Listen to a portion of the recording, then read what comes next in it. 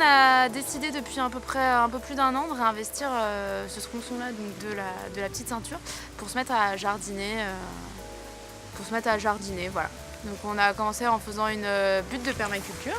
Nous on a décidé la technique de la permaculture par rapport au fait que le sol est complètement pollué ici à cause des métaux lourds, des rails, etc. Donc on a essayé de recréer un sol. Voilà. Mais on n'a pas encore d'analyse de sol pour confirmer si notre technique fonctionne ou pas. On est sur des tomates qui vont malheureusement, je pense, rester vertes et pas rougir. On a pas mal de courges. Donc tout ce qui court là, c'est essentiellement de la courge et on a un petit peu d'haricots. Et là, normalement, si on est bon, on va commencer à planter des radis et des laitues pour cet hiver. Des fèves? Les fèves, c'est déjà fini. On a déjà eu un peu et on a eu aussi des pommes de terre avant de partir en vacances. Et vous les consommez?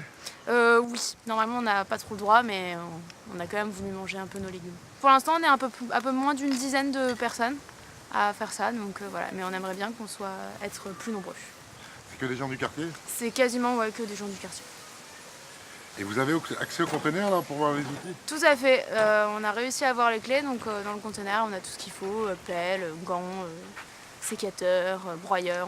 On a vraiment pas mal de matériel pour pouvoir travailler. Bon, est-ce qu'on n'aurait pas des graines maintenant là? Il reste de la terre? Ouais, plein. Ouais, on a pas mal de terreau. D'ailleurs, peut-être un des objectifs de la journée, ça serait de faire une planche de semis. On est autorisé à se brancher sur le secteur d'Haut de Paris. Donc on a trouvé la bouche, etc. Haut de Paris est au courant et ils sont OK, donc ça va bien nous aider. Enfin, malheureusement, on n'a pas encore les outils parce que c'est des outils très précis, des clés carrées précis et il faut qu'on les commande sur internet et donc c'est un petit peu compliqué. Non, c'est juste là à la sortie des escaliers. Donc on va avoir à peu près 5 mètres de tuyaux entre ici et la butte. Mais on a déjà les tuyaux, donc ça va bien se passer. On essaie de créer une asso pour pérenniser ça, essayer d'attirer toujours des gens parce que le nouveau collectif, ils ne sont pas dans l'animation, ils ne sont pas en train d'essayer d'être présents tous les samedis comme le faisait Hackey. Ah ok, bon, on les avait rencontrés au début. Ouais. Ils étaient venus nous parler. Ok. Mais on n'a pas forcément souhaité s'impliquer. Non. Ok. Non, ça vous brancherait pas des fois qu'on se mette, qu'on se coordonne, tiens, vous venez jardiner là-dedans, nous aussi. Je sais pas, non. Okay. On l'a commencé à la sauvage et ouais. ça nous convient comme format. Okay. Donc, ouais, je comprends bien. C'est quand même permis de prendre des fois, prendre un peu soin du truc. Ouais, bah carrément. J'ai planté des courges. Ouais. Ça nous va. Enfin, en fait, on est d'accord que d'autres gens viennent et bricolent aussi, jardinent dans ces carreaux-là. C'est un lieu qui a tout ouais, le monde, ouais, c'est carrément. la personne et tout le monde. En fait, au début, on a voulu planter des arbres. C'était notre idée fixe. Et on a cherché un endroit où. Et du coup, on a atterri ici. Et au début, le jardin, il a commencé par 2 pommiers. Et on commençait à revenir et on a commencé à gratouiller la terre. Et c'est comme ça que spontanément, on a semé quelques légumes. Et l'année d'après, on a replanté un cerisier et un prunier. Et on a étendu le jardin. Donc, et vous venez régulièrement? Quand on peut, quand on est là, oui. Une fois par semaine. Et quand on part, on laisse tout. Pas d'arrosage? Oui. En fait, la première année, on a arrosé avec des bouteilles. On allait au petit square à côté. Mais c'était trop galère. Du coup, cette année, on n'a plus du tout arrosé. Et voilà, ça fonctionne. Et il a un nom, votre jardin de la rue de la Mare là? Non, il n'a pas de nom. Ça fait combien de temps que vous avez ce jardin alors? Là, c'est la 3e année. Vous consommez les légumes? Oui, cette année, au printemps, on a récolté pas mal de radis. Il y a aussi des framboises qu'on consomme. Là, on est revenu, on a vu qu'il y avait des tomates cerises, donc on en a picoré quelques-unes. Mais c'est pas pour planter et récolter beaucoup, c'est juste plus pour s'amuser. Mais au printemps, il y en a des fraises, quelques-unes du moins. Une citrouille. Ah oui, énorme. Ouais. On l'a découverte aujourd'hui. Mais ça va, les plantations sont pas trop détruites par les gens? Non, étonnamment, non. Un des pommiers, il y a quelqu'un qui lui a donné un coup de pied, donc sur la base du tronc, elle était vraiment très fendue, mais on l'a rafistolé et il tient toujours la route. Bon, il y a une assoce qui vient débroussailler partout. Ouais. Et des fois, elle va un peu trop loin et elle nous avait un peu couper les rosiers à ras, mais ils ont repris. Donc, on a mis des piquets pour bien marquer ce qui existe, à quoi il ne faut pas toucher. Super, bah, c'est encourageant. Oui. Comment conserver le site à peu près propre et pas la porcherie que c'est, voilà, parce que du coup tous les dimanches on commence par environ 45 minutes de ramasser des déchets et à faire des sacs poubelles. Donc on a déjà eu une première réunion avec la mairie de Paris sur la mise en place, donc ils vont nous redonner des bacs et les éboueurs vont venir au moins une fois par semaine vider les bacs. Voilà, mais c'est de savoir comment pérenniser un peu la propreté du site. Ouais, parce que même si l'association d'insertion vient nettoyer de temps en temps, ça suffit pas. C'est toujours des petits déchets, surtout du plastique, des bouteilles de verre, du mégot, etc. En petite quantité, mais qui s'accumulent et qui deviennent... ça rend le site complètement crade. En plus, il y a quand même des gens qui vivent ici, donc c'est normal, eux, ils ont des déchets.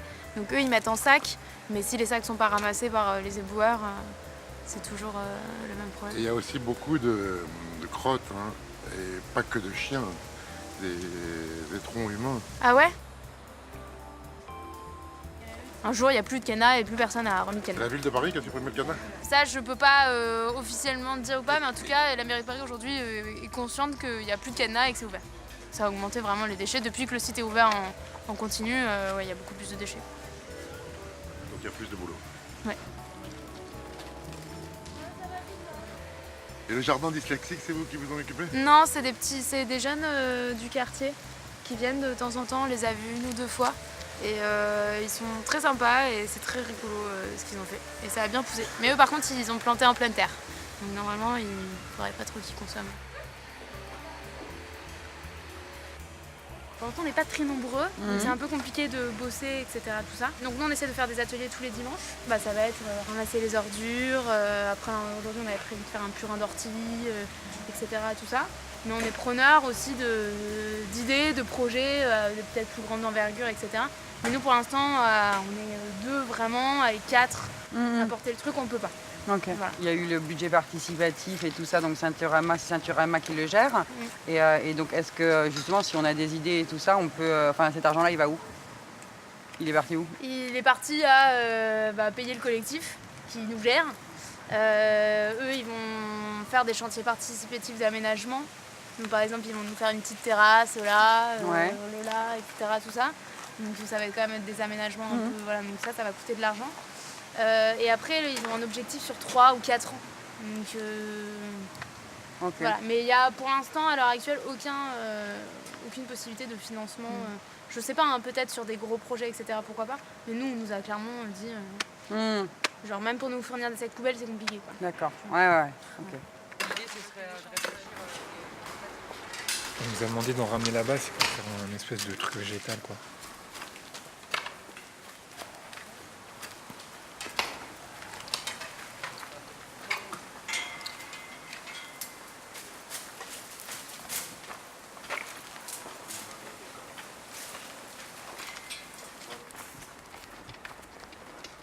Ouais, bah du coup on a une quinzaine de personnes aujourd'hui, un truc comme ça, genre, je sais pas. Mal, c'est un bon début. Ouais, grave. Bah, une bonne rentrée quoi.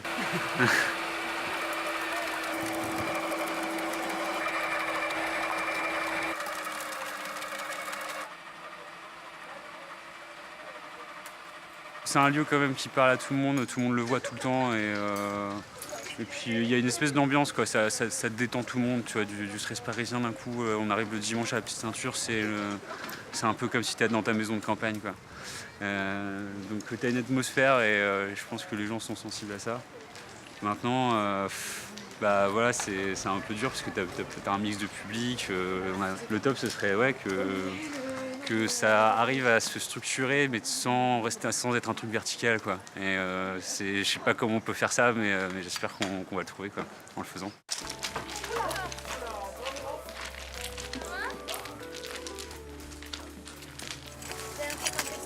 Ouais. Avec les feuilles D'ortie? Oui, sinon tu peux faire des raviolis à la place de ricotta et Épinards. l'épinard, oui. Ce petit truc là au bout, ce sucre là, c'est contre les verrues. Pour les pieds, les doigts, tout ça. La chili douane. Ça,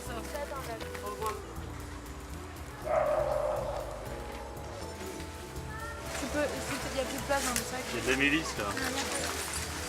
Je vais faire sur une infusion. À côté de la butte là.